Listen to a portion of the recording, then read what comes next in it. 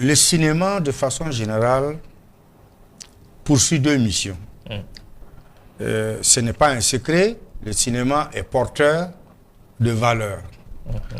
Le cinéma est porteur de signes identitaires.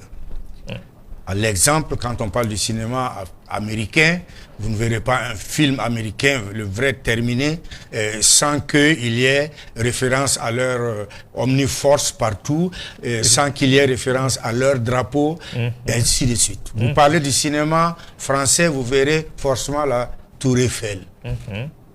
Donc, c'est des signes d'identification. C'est des signes de référence.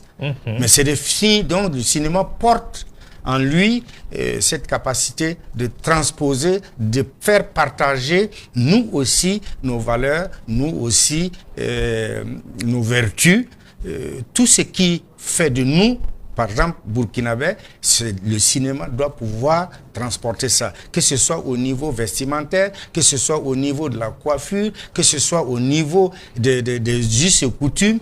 Nous avons aussi à partager avec le reste du monde. Alors, le cinéma a cet aspect. Deuxièmement, il ne faut pas se cacher, le cinéma, c'est de l'argent. Le cinéma, c'est des emplois. Le cinéma, participe au développement. Donc, c'est une industrie. Il y a les deux aspects qu'il faut prendre en compte. Pendant longtemps, on est resté un peu entre deux rives, ce qui fait que nous n'avons aucune sorte d'identité. Nous n'avons pas d'industrie de cinéma pour pouvoir justement même assumer cette mission de porteuse de valeurs culturelles. Parce qu'il faut faire beaucoup de cinéma, il faut nourrir les émissions de télé, il faut nourrir l'esprit de nos concitoyens, de nos valeurs, pour pouvoir justement acheminer cette mission. Mais où voir combien de films pouvons-nous faire, où voir ces films, voilà l'équation qui est posée tout de suite, et comment financer. Parce que, disons-nous la vérité, l'Occident a conscience que nous permettre de faire des films, c'est aussi affirmer notre indépendance. C'est aussi pouvoir justement nous ancrer dans nos valeurs. Or, quand on est ancré dans nos valeurs, on lit autrement le monde, on lit autrement les enjeux, parce que nous allons mettre en avant nos valeurs, on va mettre en avant nos intérêts propres. Et l'Occident n'a pas intérêt aujourd'hui à ce qu'il y ait cette prise de conscience. Donc, du coup, il refuse. Aujourd'hui, quand on fait la comparaison, il y a un moment donné, tous nos films étaient grassement financés. Aujourd'hui, il n'y a pas. C'est pas parce qu'on est en panne d'idées ni de sujets, mais c'est parce qu'ils ont conscience, eux, que si on laisse l'esclave se libérer, il y aura problème.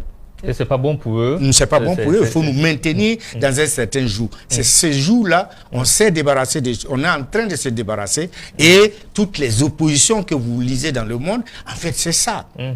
Parce qu'actuellement, tout notre espace est occupé par l'image venue d'Europe, par les valeurs enseignées par l'Europe. Et dans ce qui est bon et dans ce qui est mauvais, prenez les films, le camarade président en parlait tout de suite, il parlait des telenovelas. J'ai toujours dit, prenez ce genre-là, regardez le film. On dira une plaie, une vraie plaie. Prenez le film du début jusqu'à la fin, vous ne verrez pas, à la fin, vous ne verrez pas un noir assumer un rôle majeur dans ces films-là. Il n'y en a pas, je fais le pari aujourd'hui, celui qui peut me montrer un seul film telenovela où un noir joue un rôle majeur dedans. Mais le président de Faso l'a dit également, pourquoi les noirs acceptent de jouer les rôles médiocres, les rôles visant à ternir l'image même de l'homme noir. Mais il faut qu'on éteigne justement cette lampe-là dans nos cerveaux. Parce qu'ils sont arrivés à nous stigmatiser, ils sont arrivés à insérer ce cliché-là en nous. Dès le départ. Dès le départ, même dans nos leçons. Prenez le Burkina ou la Haute-Volta. La Haute-Volta est un pays pauvre. On a tous commencé les leçons par ça, cette pays pauvre, très endetté. Très endetté, j'étais au milieu des choses où rien n'est réussi et tout ça là. Nous avons grandi avec cette image de pays pauvre. Nous l'avons admis inconsciemment qu'on est pauvre. Et ce cliché-là est en nous. Pire, je prends souvent le cas, même dans les salles, quand vous voyez les gens assis, vous prenez 80%, ils sont vêtus d'habits venus d'ailleurs. Mais ce n'est pas seulement le port de l'habit qui est le problème. C'est-à-dire que derrière ça, il y a eu un financement. On a acheté ces habits-là.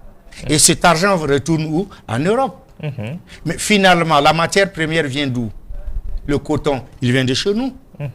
Mais alors, comment se fait-il que nous soyons les détenteurs de la matière première et qu'au bout de la chaîne là-bas, nous sommes en train encore de refinancer toute la chaîne jusqu'à au niveau européen? Il y a eu un travail qui a été fait depuis des années pour endoctriner. C'est pour cela que moi je dépasse toujours le cadre de l'image. De façon générale, nous sommes rentrés dans l'ère de l'image. Et celui qui n'est pas dans ce combat-là aujourd'hui, celui qui fuit ce combat-là aujourd'hui, est voué à la perte et à la disparition totale. Je le dis avec toute la gravité qui sied. Il faut qu'on s'élève à ce niveau du combat-là. Alors, maîtriser l'image. L'utiliser à nos propres fins. Pour faire la promotion de nos valeurs. Pour faire la promotion de nos valeurs et aussi créer de l'industrie. Créer de la richesse. Donner de l'emploi.